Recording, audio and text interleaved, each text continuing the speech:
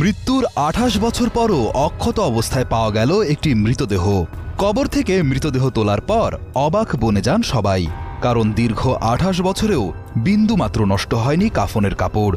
মৃতের মুখ দেখা না গেলেও স্পষ্ট বোঝা যায় শরীরও রয়েছে অক্ষত।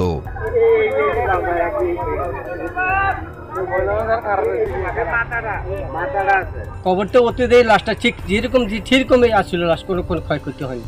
কাপড় একটা সুতো কোনো ক্ষতি হয়নি, দাগও পড়েনি। মৃতের সন্তান ইতালি প্রবাসী মোহাম্মদ মোবারক হোসেন খান দাবি করেন, তার বাবাই তাকে স্বপ্নে এসে কবরটি সরানোর জন্য বলেন। পরে কবর থেকে মৃতদেহ তোলার পর বিস্মিত হন সবাই। যেরকম লাশ ঠিক ওই রকমই আছে, একটু ক্ষয়ক্ষতি হয় নাই। কাপড় থেকে শুরু করে যা আছে কোনো কিছু ক্ষয়ক্ষতি হয় নাই। জানা যায় ১৯৯৬ সালে ঢাকা মেডিকেল কলেজ হাসপাতালে ৭২ বছর বয়সে মৃত্যুবরণ করেন চাঁদপুরের মতলব উত্তর উপজেলার ডেঙ্গুর ভিটি গ্রামের বাসিন্দা সাহেব আলী খান।